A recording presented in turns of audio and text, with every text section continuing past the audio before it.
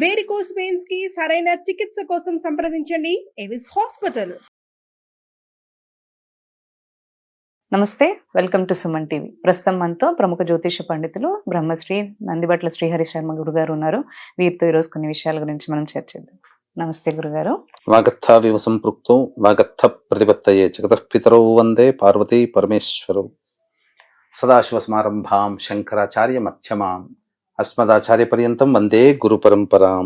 ఆదిత్యాయ చ సోమాయ మంగళాయ బుధాయ చ గురు శుక్ర శనిభ్యశ్చ రాహవే కేతవే నమః. శృంగేరి జగద్గురు పీఠాధిపతులకి, కంచి పీఠాధిపతులకి నమస్కారములు తెలియజేసుకుంటూ కార్యక్రమాన్ని ప్రారంభిద్దాం. కొంతమంది ఏంటంటే మాంసాహారం తినని వాళ్ళు ఉంటారు, అలాగే మాంసాహారం తినని రోజులు ఉంటాయి. అదే టైంలో కొంతమంది ఉల్లి వెల్లుల్ని కూడా ఆపేస్తూ ఉంటారు, అది కూడా మాంసాహారంతో సమానం అని చెప్పి. నిజంగానే మనకి ఈ ఉల్లుళ్ళు అనేది మాంసాహారంతో సమానం అంటారా? ఉల్లి వెల్లుల్లి తినకూడదని చెప్పేసి మనకు శాస్త్రం చెప్పబడి ఉంది. అంటే ఎవరు తినకూడదు, ఎవరు తినవచ్చు అనేటువంటి విషయాల్ని ఇక్కడ మనం తెలుసుకోవాలి. గుడ్డిగా తినకూడదు అనేది చెప్పడానికి లేదు. ఎందుకనంటే వాటికి ఉండేటువంటి ఆహారానికి ఉన్నటువంటి గుణాలని బట్టి ఎవరెవరు తినొచ్చు, వాటిని ఎవరెవరు తినకూడదు చెప్పింది శాస్త్రం. కానీ ఈ మధ్యలో చాలా మంది వక్రీకరణ చేసి ఉల్లి వెల్లుల్లి తినకూడదు అని చెప్పారు. అంటే ఎవరు తినవచ్చు, ఎవరు తినకూడదు అని అంటే, ముఖ్యంగా పూర్వకాలం నుంచి మనం చూసుకున్నట్లయితే మనకున్నటువంటివి 3 గుణాలు ఎవరికైనా కానీ, సత్వగుణము, రజోగుణము, తామస గుణం. కాబట్టి ఈ సత్వగుణము అనేటువంటిది పాటించేటువంటి వాళ్ళు ఎవరు అంటే బ్రాహ్మణులు, సాధువులు, సన్యాసులు, మఠాధిపతులు, పీఠాధిపతులు, అలాగే సమాజం కోసం పాటుపడేటువంటి వాళ్ళు, మంచి చెడు మంచి మార్గంలో అందరినీ పయనింప చేయాలని ఆలోచన చేసేటువంటి సంఘ సంస్కర్తలు, ఇటువంటి వారు ఉల్లి వెల్లుల్లి తినకూడదు అని చెప్పి శాస్త్రం చెప్పబడి ఉంది.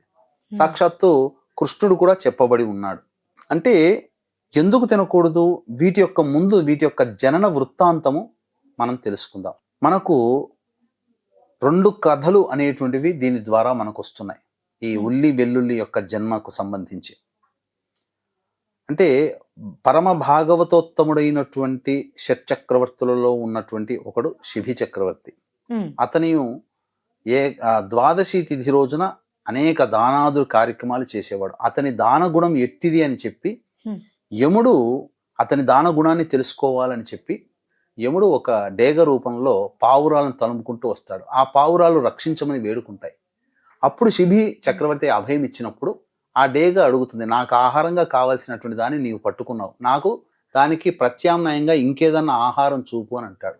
అంటే ఏం కావాలి కోరుకుంటే, నీ మాంసమే మాకు కావాలి అని అడుగుతుంది డేగ రూపంలో ఉన్న యముడు. అప్పుడు తన ఊరువులు అంటే తొడల నుంచి మాంసాన్ని తీసివేస్తాడు. అంటే ఇంకొక కథ ఎలా చెప్పుంటే, నా శరీరంతో సమానమైనటువంటి మాంసాన్ని నాకు పెట్టు, అప్పుడు నేను తృప్తి పడతాను అంటాడు. అప్పుడు డేగను ఒక తక్కెడ తీసుకొని, ఒక తక్కెడలో ఒకవైపు మొత్తం మాంసం పెట్టినా కానీ ఏది కూడాను డేగే బరువు ఉంటుంది, తేలట్లేదు. అప్పుడు తన శరీరం అనగా ఊరువులు అంటే తొడల నుంచి తీసినటువంటి మాంసాన్ని ఆ యొక్క ఇంకొక వైపు ఉన్నటువంటి భాగంలో పెడితే అప్పుడు డేగా అవి సమానంగా అవుతాయి. అంటే ఆ తీసే క్రమంలో అతని శరీరం, శివి చక్రవర్తి శరీరం నుంచి జాలువారినటువంటి రుధిరము అంటే ఏంటి, ఈ రక్తము నుంచి పుట్టినటువంటివే పుట్టగొడుగులు, వెల్లుల్లి, ఉల్లిపాయలు. కాబట్టి రాజసికంగా ఉంటాయని చెప్పి అవి తినకూడదని చెప్పి శాస్త్రం. ఇంకొక గాథ ప్రకారం ఏంటంటే, క్షీరసాగర మథనంలో ఆ అమృతాన్ని దేవతలకి పంచే క్రమంలో ఈ యొక్క రాహుకేతులు అనేటువంటి ఉంది, సింహికా గర్భ సంభూతం, ఇది రాక్షసులు ఇద్దరు కూడా. అప్పుడు ఏంటంటే ఆ రాహు అనేటువంటి వాడు పక్కన చేరుతాడు, దేవతల పక్కన చేరి అమృతపానం చేస్తాడు.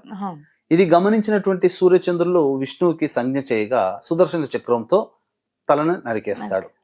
ఆ తల నుంచి పడినటువంటి ఈ సంబంధించినటువంటి రక్తము, ఆ నాలిక నుంచి వచ్చినటువంటి లాలాజలము రెండూ పడి ఉల్లిపాయ వెల్లుల్లిగా మారిపోయాయి. ఆ విధంగా రాక్షసుల యొక్క ద్వారా జన్మించబడినటువంటిది కాబట్టి ఇది తినకూడదు. తినకూడదని చెప్పి బ్రాహ్మణులు, అయ్యంగార్లు, అయ్యర్సు, మధ్వలు, స్మార్తులు, సన్యాసులు, పీఠాధిపతులు, మఠాధిపతులు, యోగాన్ని అవలంబించేటువంటి వాళ్ళు, అనగా ధ్యానము యోగా చేస్తారు కదా, అటువంటి వాళ్ళు వీటిని తినరు. ఎందుకనంటే రాజసికమైనటువంటి ఆహారము. పైగా ఇవి తిన్నప్పుడు ఏమవుతుందంటే మనిషిలో కామోద్రేకములు పెరుగుతాయి. తినగా తినగా తినగా తినగా తినగా ఏమవుతుందంటే అతను ఏ పని ఎందుకు చేస్తున్నాడో తెలియకుండా వితండవాదములు చేస్తూ చాలా ఘోరంగా ప్రవర్తించే పరిస్థితికి మానవుడు దిగజారుతాడని చెప్పి అవి నిషేధించడం జరిగింది. పైగా మీరు గమనించుకుంటే సాధారణంగా ఉల్లి వెల్లుల్లి అనేటువంటివి ఏంటంటే భూమి లోపల పెరుగుతాయి. వాటిని తీసే క్రమంలో, వాటిని శుభ్రపరిచే క్రమంలో జీవులు కూడా చనిపోతాయి. జీవహింస పనికిరాదు అనే ఉద్దేశంతో కూడా వీటిని తినకూడదని చెప్పి చెప్పబడింది. ఎందుకంటే తింటేనే కదా కింద భూమిలోంచి తీసేది. ఇప్పుడు మాంసాహారం తినకూడదు అన్నారమ్మా. తినడం వల్ల ఏమవుతుంది, ఎంతమంది ఎక్కువ తింటున్నా కొద్ది ఏమవుతుంది, జంతు బలులు పెరుగుతున్నాయి, జంతువులను చంపాల్సి వస్తుంది. ఇప్పుడు తినేవాడే లేకుంటే జంతువులు చంపాల్సిన అవసరం ఏముంది? అవి ఏ కర్మ చేతనో పుట్టాయి. మనం ఎలా అయితే పుట్టామో మన శరీరం పాడయ్యేంత వరకు, మనకు మరణం వచ్చేంత వరకు మనం ఉంటున్నాం. కానీ మన స్వార్థం కోసం, మన జిహ్వ చాపల్యం కోసం సాటి ప్రాణిని చంపి మనం తింటున్నాం. దాని పాపము, దాని ఘోష మనం తినే వాళ్ళకందరికి. ఇప్పుడు తినేవాళ్ళు ఏంటంటారు, ఇంట్లో మేము తెచ్చుకున్నాము తింటున్నాము, మాకేంటి, కొట్టేవాడు, చంపేవాడు, అమ్మేవాడికి వస్తుంది పాపం అంటారు. కాదమ్మా, నువ్వు తినకపోతే అమ్మేవాడు ఎందుకు అమ్ముతాడు? అంతే కదా. నువ్వు తినడం ఆపేస్తే అమ్మేవాడు అమ్మడు, వేరే వ్యాపారం చేసుకుంటాడు, అమ్మాల్సిన అవసరం ఏముంది? కాబట్టి మాంసాహారం అన్ని వేళలా పనికిరాదమ్మా.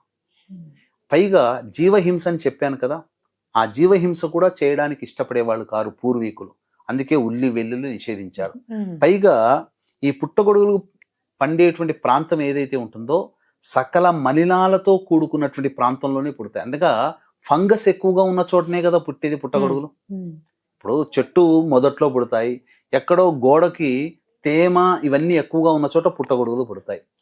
ఇప్పుడు అది ప్రోటీన్ ఆహారంగా మారింది. అంటే సామెత కూడా ఉంది, ఉల్లి చేసే మేలు తల్లి కూడా చేయదు అని చెప్పేసి. కొన్ని రకాలైనటువంటి వాటికి ప్రధానంగా ఈ వెల్లుల్లిని ఉపయోగిస్తారు. ఈ రోజుల్లో మనకు వెల్లుల్లిని రెబ్బలు తీసి చక్కగా వాటికి ఘాటు పెట్టి అది తేనెలో గనక కొన్ని రోజులు ఉంచి, ఒక 40 రోజులు ఉంచి ప్రతిరోజు ఒక వెల్లుల్లి తింటే మనకు ఈ యొక్క కొలెస్ట్రాల్ అనేటువంటిది కరిగిపోతుంది. ఆరోగ్య విషయంలో వాడుకోవచ్చు, కొన్ని సందర్భాల్లో వాడుకోవచ్చు.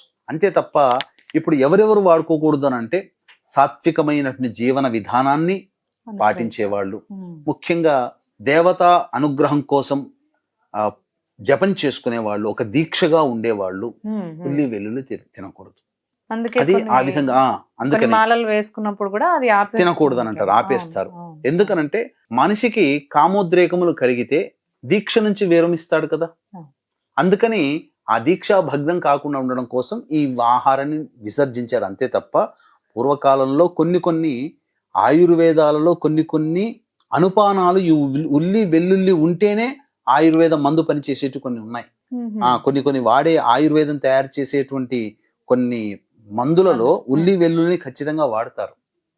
ఇక్కడ మనకు సమాజంలో ఏంటంటే మన శాస్త్రాన్ని వక్రీకరించారు, మన ధర్మాన్ని వక్రీకరించారు, మన ఆచారాన్ని వక్రీకరించారు. కాబట్టి ఉల్లి వెల్లుల్లి ఎవడరా తినకూడదు అన్నది అని చెప్పి గద్దించే స్థితికి వచ్చాం. కానీ ఉల్లి వెల్లుల్లి అనాదిగా వాడుతూ ఉన్నారు. కేవలం సనాతన ధర్మాన్ని, సాత్వికంగా ఉండాలనుకునేటువంటి వాళ్ళని దీక్ష చేపట్టినటువంటి వాళ్ళు, అనగా అయ్యప్పమాల, భవానీమాల, శివమాల, వెంకటేశ్వరమాల ఇలా వేస్తారు. అటువంటి వాళ్ళు అట్లాంటి సందర్భాల్లో 40 రోజులు తినకూడదు తప్ప మిగతా విషయాల్లో, మిగతా రోజుల్లో వైద్యం కూడా అంగీకరించింది. వీటిలో కొన్ని లక్షణాలు మానవుడికి ఉపకరిస్తాయని చెప్పి సందర్భానుసారం ఉల్లి వెల్లుల్లి తీసుకోవచ్చమ్మా. ధన్యవాదాలండి. సర్వం శ్రీ ఉమామహేశ్వర పరబ్రహ్మార్పణమస్తు.